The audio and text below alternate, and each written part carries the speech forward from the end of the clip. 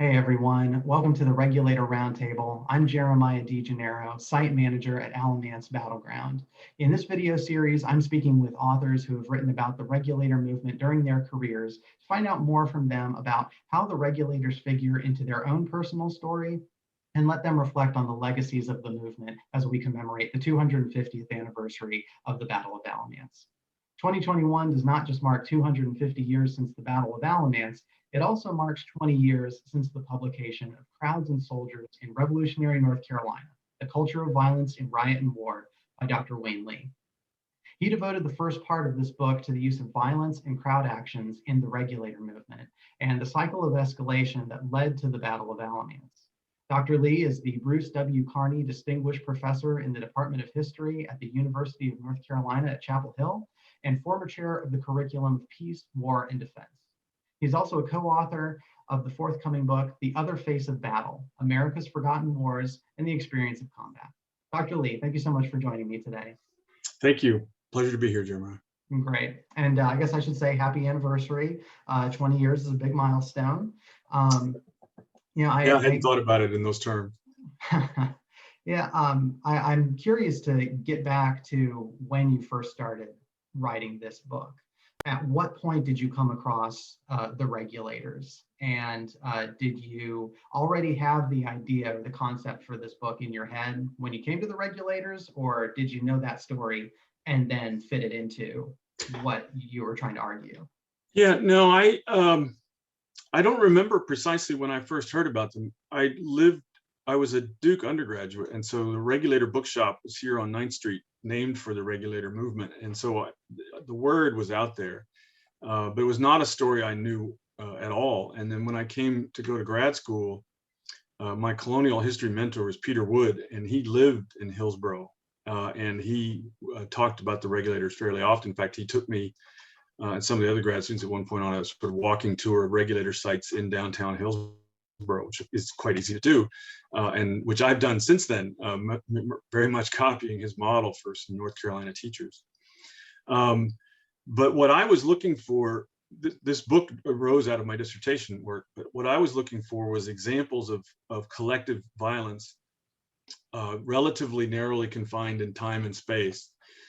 And I wanted a spectrum of activity. So I wanted riot, and I wanted a riot that sort of got out of control, maybe becomes a rebellion. And then I wanted war, because I wanted to ultimately be a historian of war and people's behavior in war. But I also wanted to think about the fact that group violence exists on this spectrum of intensity. And it was pretty easy for me to choose to make North Carolina my model, because it had all of those things. And it had because it had the Stamp Act riots and some other smaller riots in the 1750s and 60s. And then it has the Regulator Rebellion, which ends, in battle. It's far more than just a series of riots. It actually ends in a kind of war. And then the American Revolution is the war that occupies the second half of the book. And so it was a perfect laboratory to work in, because it allowed me to explore all those issues. When you tell people about this book, or that you talk about the regulator movement, what are some of the examples that you use when you're trying to capture someone's interest? Well, one of the key realities for me in studying the regulator movement and the other acts of violence that I look at is the notion of getting beyond why does a movement or an event start, and get to how does the movement or event play out.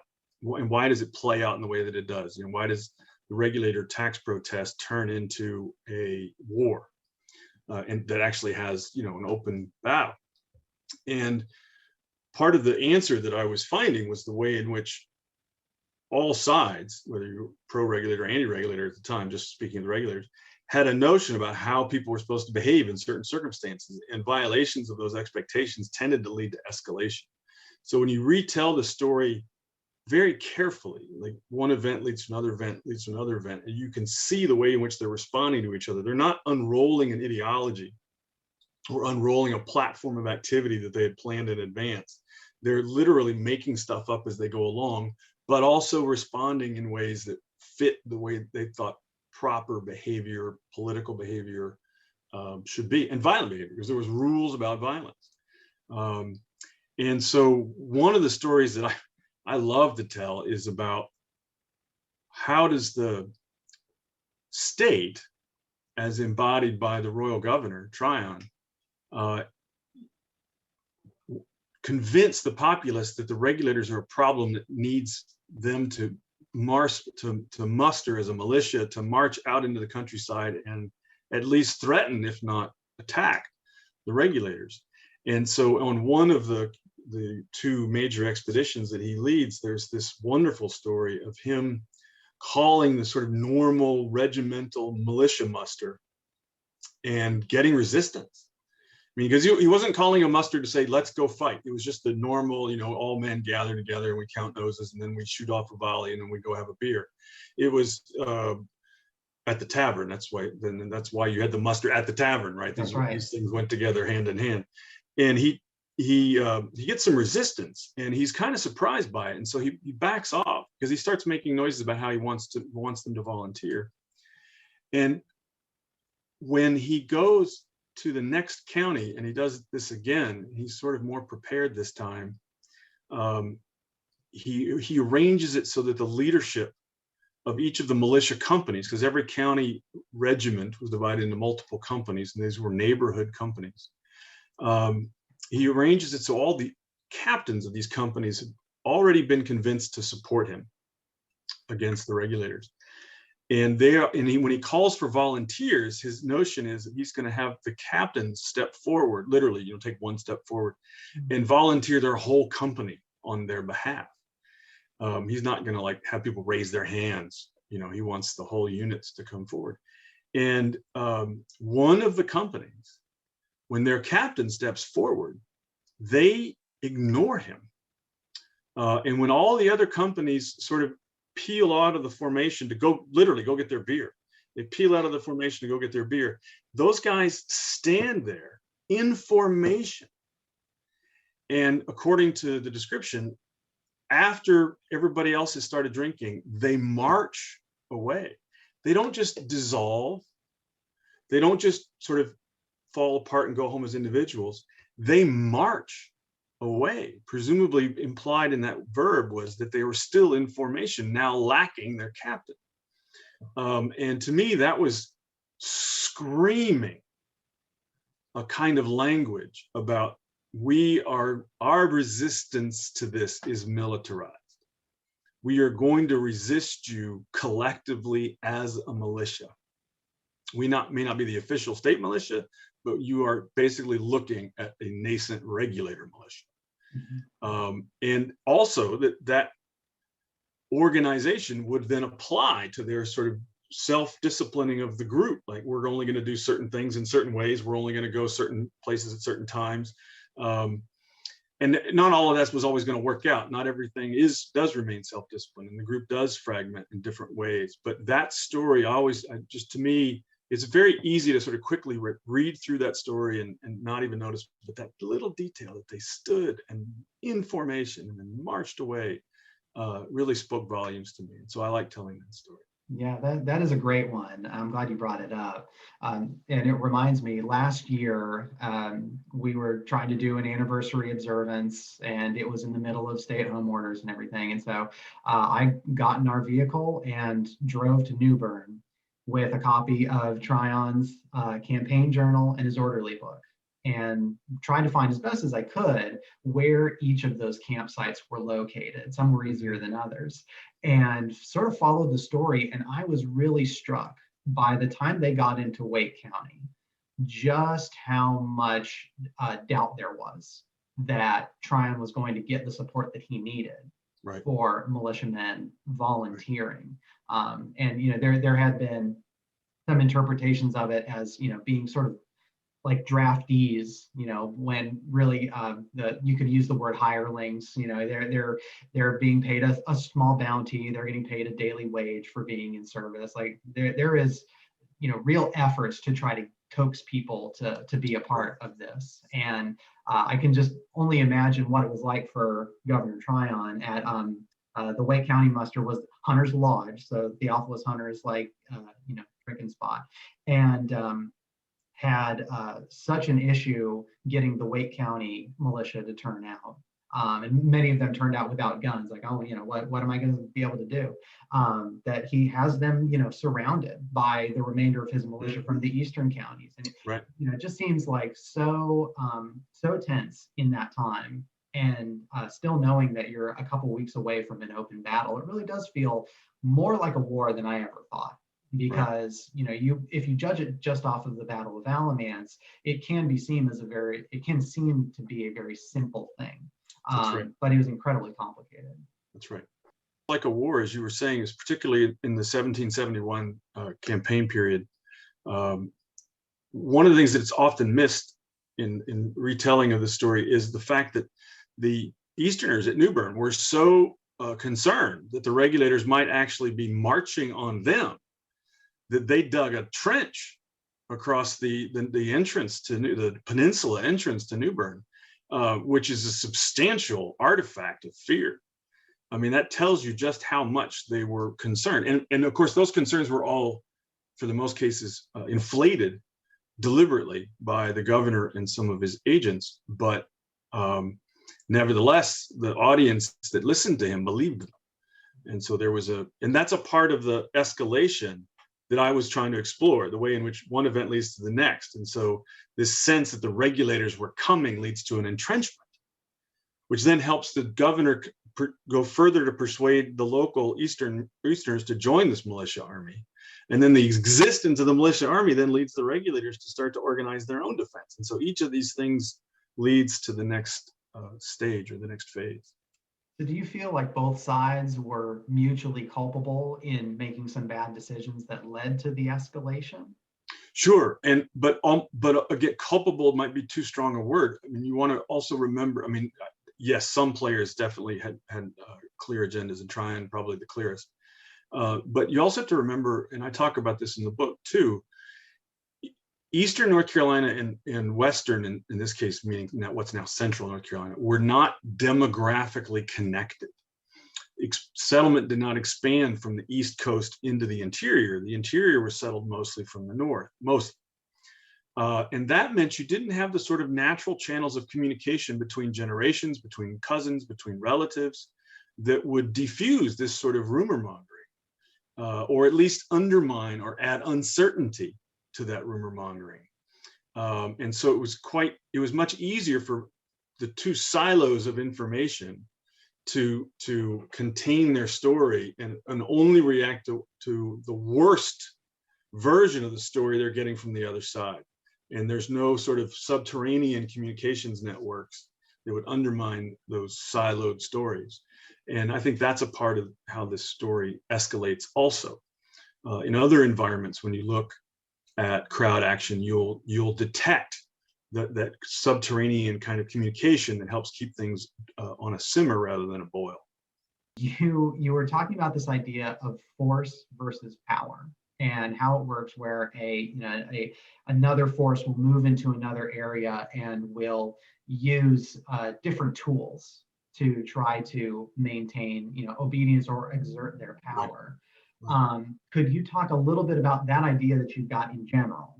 Yeah. And then is it something that fits in with how the government responds to the Regulators in the 1760s? Yeah, it certainly does. It does fit. It's a concept that I learned later after writing this book, or at least it's a concept that I fully absorbed later.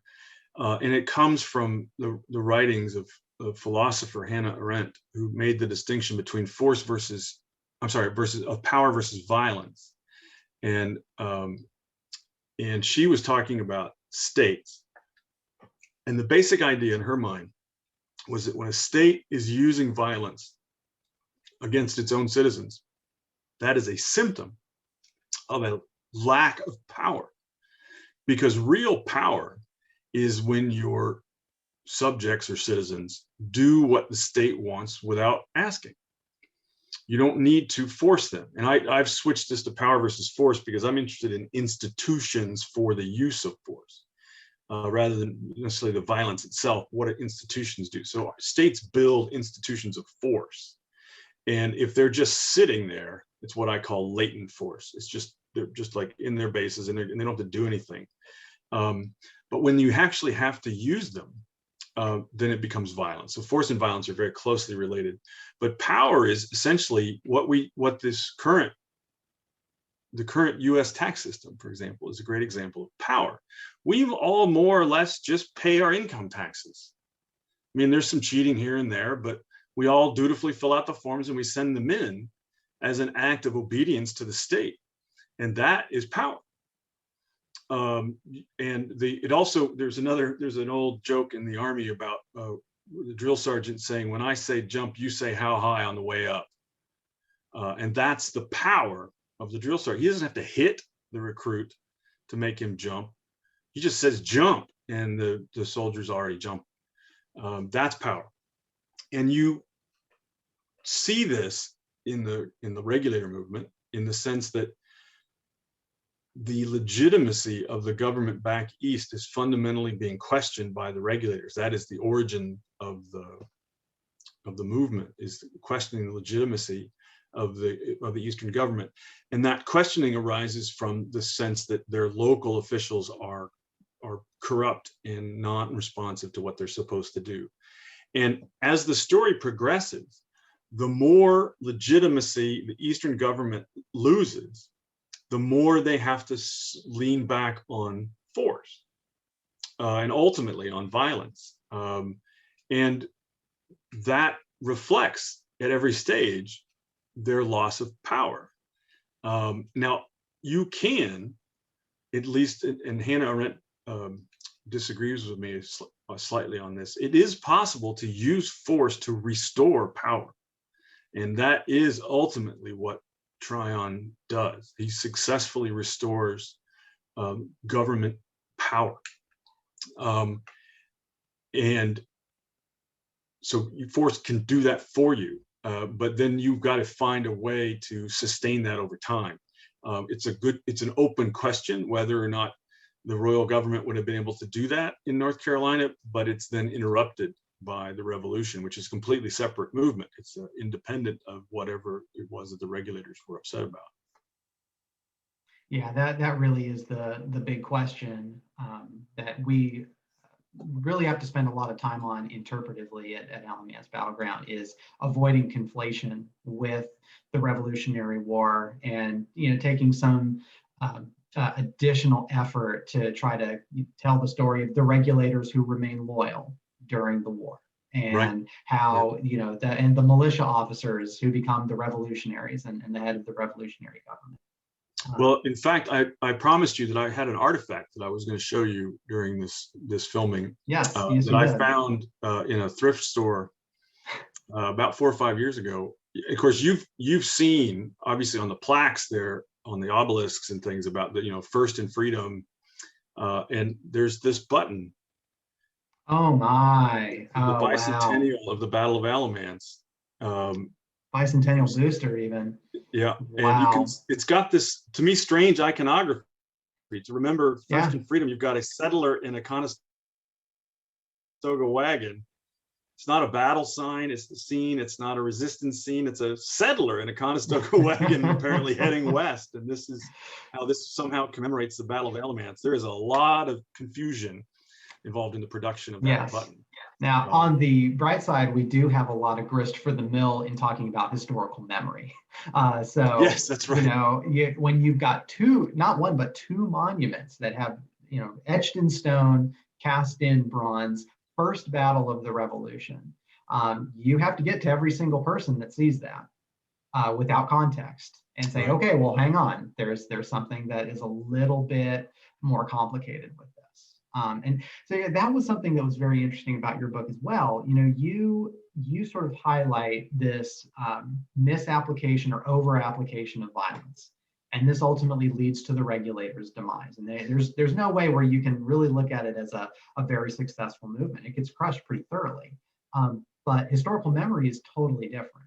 And from the early 19th century onward, the regulators are proclaimed as the first revolutionaries, and Alamance is the first battle. How do you think you go from this regulator movement, where the regulators are the bad guys, according to the movers and shakers of North Carolina's actual revolutionary government? I think that's actually fairly simple. in the first wave. The first is to say in the 19th century when they're rehabilitated into the First and Freedom. It's competitive state claiming. It's the equivalent of our license plate at the present, first in flight. I think for a while Ohio also had first in flight on their license plates because the Wright brothers were from Ohio. And so the states sort of compete over these claims. And so there was the whole issue of whose delegates signed the Declaration of Independence first, whose delegates signed the Constitution first. And so there's all this firsting, and thus we have the focus on the Mecklenburg Resolves in North Carolina. It's all about the firsting. And so somebody finally said, oh, I know how we can beat all those guys up in Boston. We can just say, we can go all the way back to 1771. We don't have to worry about 74 or 75. We can talk about 71. And in fact, this led to, as I'm sure you've seen, artists' images of the Battle of Alamance that has the militia dressed as British redcoats, which of course is completely absurd. And it's even on the covers of some books that these Governor Tryon leading an army of Brits out into the countryside to squash the virtuous farmers of the Piedmont. And of course, that's just myth making of the first order. It's one of the best examples, clearest examples of myth making that you can possibly conceive of. And then there's another wave that comes in the 60s that you can associate with the presidency of John F. Kennedy and this sort of progressive moment where the state is moving to a somewhat more leftist approach to governance. And that's when you get the plaque to the hanged regulators in Hillsborough. That's the date. The dedication date is essentially the Kennedy presidency era. It's a sort of flowering of this moment of progressive thinking. And this farmers' revolt was clearly virtuous because it was anti-authoritarian, and we could just call that anti-British, and let's just just mix it all up together. And so in 71, which was the date of the bicentennial, and therefore the button, people are still talking about it as the First and Freedom. And so it's still a combination of state firsting in that progressive moment of the late 60s and early 70s. Once a story gets told, it is hard to change it. I mean, that's part of people talk about, let me rephrase that, people complain that we historians are revising the past, and that's really not the case. What we are constantly doing is investigating the past and trying to show it in its full, rich detail. And when you do that, very often the mythic version of events that you might hold personally in your mind sort of starts to seem less simple, less comfortable. And that might feel like revisionism, but it doesn't change the fact that that's not the way the past was. That mythic version you have in your head doesn't represent any sort of truth. Or if it represents some truth, it represents only a sliver of a larger set of truths.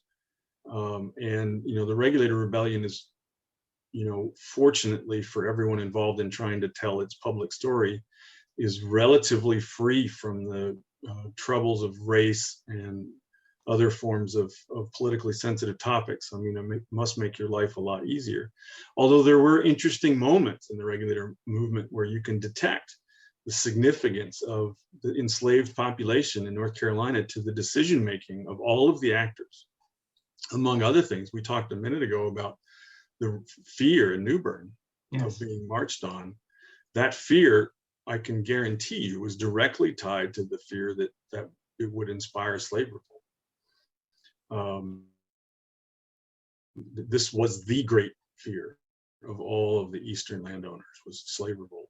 And anything that was set to disrupt that would lead them to act. And in fact, it's going to be a part of why they act the way they do in 1775 against the British. Yeah, I wouldn't say that I'm necessarily thankful that, or my job is any easier in not having a more inclusive story to tell. You really get the sense of, the definition of marginalized in these communities that, like enslaved African Americans.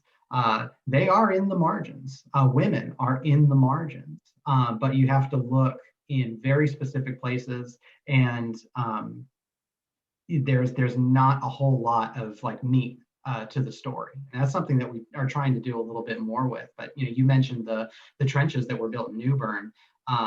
Several of the financial records that talk about all the disbursements that are being made by the government, different people being paid for different work. A lot of enslaved labor is being used to dig those tunnels, obviously. Right. Yeah. Yeah.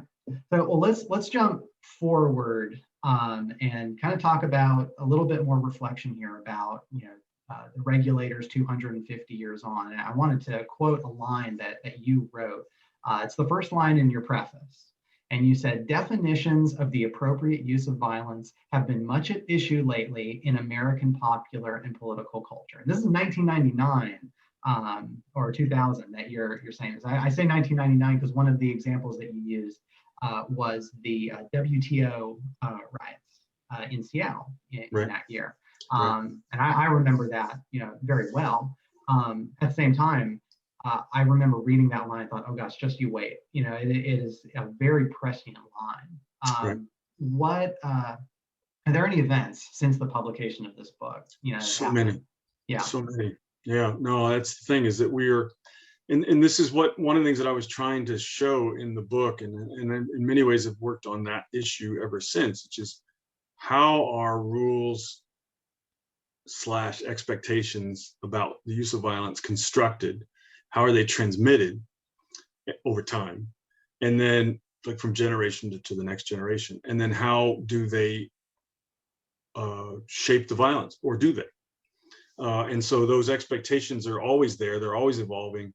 And, this year in particular, the Black Lives Matter movement, the assault on the Capitol, one of the things that I was doing way before the assault on the Capitol just was looking at the data and some anecdotes about who's committing violence in various protests moments, like, okay, this moment in Portland, or this moment in Minneapolis, or this moment in Durham.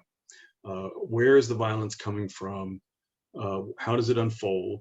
How does authority respond? How does the response of authority then generate more violence? It's that not tit for tat, but sort of event leading to response, and response leading to another response. And that it would be trivially easy for me to tell police departments how not to make a riot get worse. It's not trivially easy for a policeman who's in the middle of it. I can tell you what not to do, but then when you're in the middle of it, there's a lot more things going on. There's things you can't see. There's adrenaline. There's literally the obscuration of your vision by wearing a riot helmet that's going to change the way you react versus if you were just standing there. On the other hand, I can tell you that whenever, in almost every circumstance, when police show up already in riot gear at a protest that hasn't started rioting yet, that's how riots often get started. And that, I'm really going to trivialize this for a second. That goes all the way back to Duke bonfires after basketball victories. When the Duke Police Department came out from behind one of the quad buildings, this was back in the early 2000s, and they were, or the very late 90s, I can't remember now, and they were already in riot gear to prevent the students from starting a bonfire. The students went nuts. And that's what made things get out of control. And we've seen that over and over and over again in the data from the Black Lives Matter protests this summer, is that first of all, the vast majority of those protests were in fact peaceful. And very often, whatever violence there was started after the police started trying to move the protesters off the street or down the road or wherever. And you can't move groups of people without creating some kind of havoc. And you only need, in a large crowd, you only need a limited amount of havoc before dominoes start falling. One brick, the wrong guy, the wrong place, the wrong time, can start a lot of other dominoes going down the road. Now, having said that, I want to point out one significant historical difference between most modern protests and riots versus the ones that I talk about in North Carolina in the 18th century. And that is that those societies, and also the ones that I looked at in England and elsewhere in colonial North America, were very much face-to-face societies. They were smaller communities than we are accustomed to now. They knew each other by face, by name, and by reputation. And if you were the havoc creator in that crowd, you would be known. It would be spotted who threw that brick. Whereas in Portland or Minneapolis or in other places in DC, what have you, if you if you're the brick thrower, you might successfully remain anonymous. And so there's a big difference between a face-to-face crowd that's protesting and an anonymous crowd that's protesting.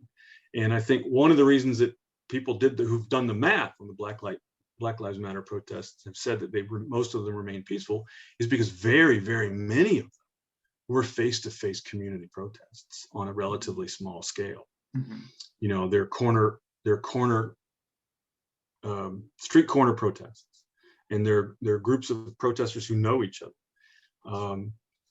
And most of them did not want any truck with the anarchists or the black clad, I don't mean Black Lives Matter, I mean the black clad people wearing the black suits, the black hoods and all that stuff, who were the brick throwers. They didn't want anything to do with them. But they didn't always necessarily know who they were, and they didn't have the power of social censure over their behavior because they weren't part of their community. And that community component is a big part of the story that I tried to tell about the Regulators. What are the lessons and the takeaways of this story of the Regulators, and what value does it have for us today?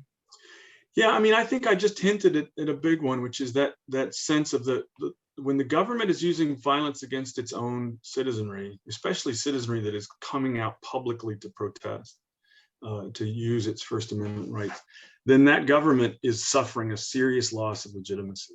And you can see that loss of legitimacy in the people's response now to violence by police against, individual drivers, and just most recently, of course, in Minneapolis, that there is a serious legitimacy loss that the police are working under now. And I want to be clear that, I believe and continue to believe that most police are trying to do a good job in a hard circumstance, a daily hard circumstance.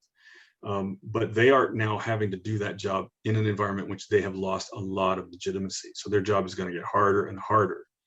And the only way you stop that slide is through dramatic action. And one of